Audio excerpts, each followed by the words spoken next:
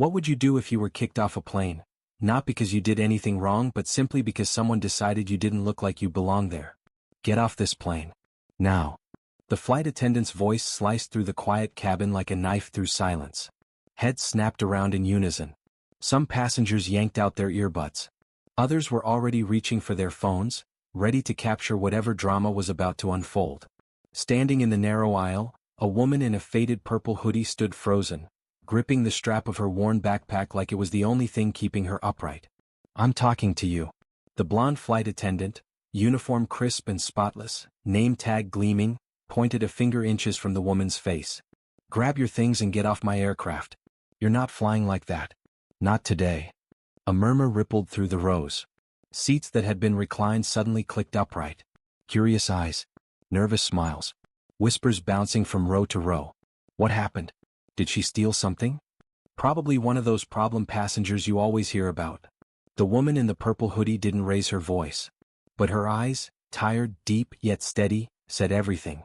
She took a slow breath, trying to hold on to whatever dignity she had left, even as it felt like everyone around her wanted to watch it crumble. "I'm just sitting in my assigned seat, ma'am," she said quietly but loud enough to be heard. "18C, just like it says on my boarding pass." The flight attendant let out a sharp, mocking laugh. "Oh sure. 18C, premium economy. You really think you're gonna sit here in that wrinkled hoodie next to people who actually paid for a comfortable flight? Get up. We're going to sort this out, outside." From the front of the plane the captain watched. Crisp white uniform. 4 gold stripes on each shoulder. Arms crossed. Expression unreadable. He hadn't said a word yet. Just observing. Waiting. The woman pulled a crumpled boarding pass from her hoodie pocket. I paid for this ticket. In installments. It's right here." The flight attendant snatched the paper from her hand, glanced at it and rolled her eyes. "Paid. Right. Probably some system glitch. You should be back in economy where you belong. Dressed like that, you're going to scare my premium passengers." "Jesus, this is ridiculous," someone near the window muttered. "Just let her sit down for God's sake," another voice chimed in, barely above a whisper. But no one stood up. No one ever does, until the video goes viral. The woman in the purple hoodie was named Margaret Cooper. She was 57 years old. She worked as a cook at a small neighborhood diner in Cleveland. Calloused hands. Aching back. A heart carrying a weight no airplane could ever lift. The grief of losing her son. This was the first time Margaret had ever been on a plane. She'd saved for months to buy that ticket.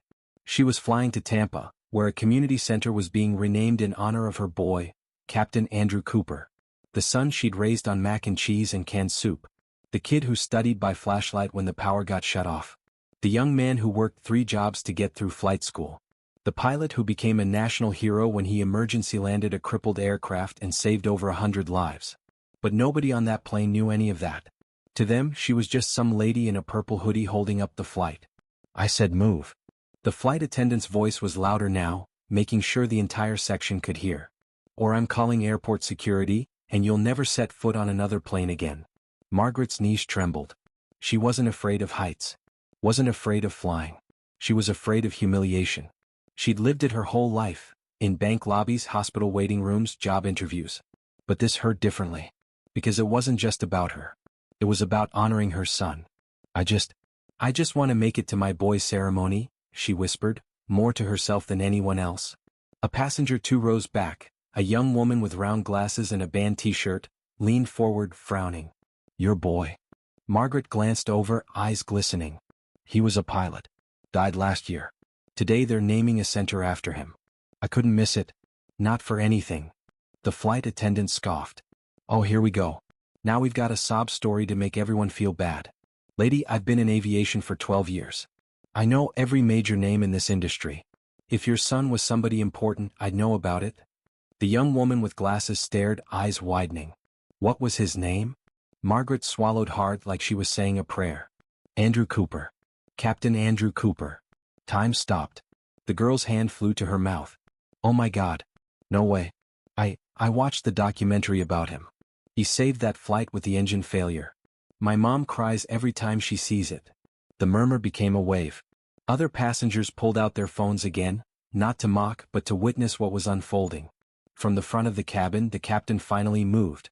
His face had gone pale. "Ma'am, what's your last name?" Margaret looked up, surprised by the shift in his tone. Cooper. Margaret Cooper. A heavy silence fell over the entire plane. The captain's voice cracked. You're Captain Andrew Cooper's mother? She nodded, clutching her backpack strap tighter. Yes, sir. I am. He took a breath, long and deep, like he was holding back something he'd carried for far too long. I was the co-pilot that day, he said finally. If I'm standing here today, it's because of your son. Perhaps that was the moment everything shifted, when power and position became meaningless in the face of simple human decency. The Rose that had been watching in silence suddenly stirred. The flight attendant's face drained of color. Her pointed finger dropped. Her hand shook. Captain, I didn't know. I had no idea. He turned to her with a look that could freeze fire. That's exactly the problem, Jennifer. You didn't know. And you didn't care to know. You saw a purple hoodie and decided this woman didn't deserve respect. Margaret looked down, unsure where to put her hands or her shame, even though she had nothing to be ashamed of. The captain stepped closer, his voice softer now but still carrying through the cabin. Mrs. Cooper, on behalf of this airline, I apologize. This plane should have stopped the moment you boarded. Because today, the most important passenger on this flight is the mother of the man who saved so many lives. A tentative clap started in the back. Then another. Within seconds, the entire plane was applauding. Some passengers stood. Others shouted, yes.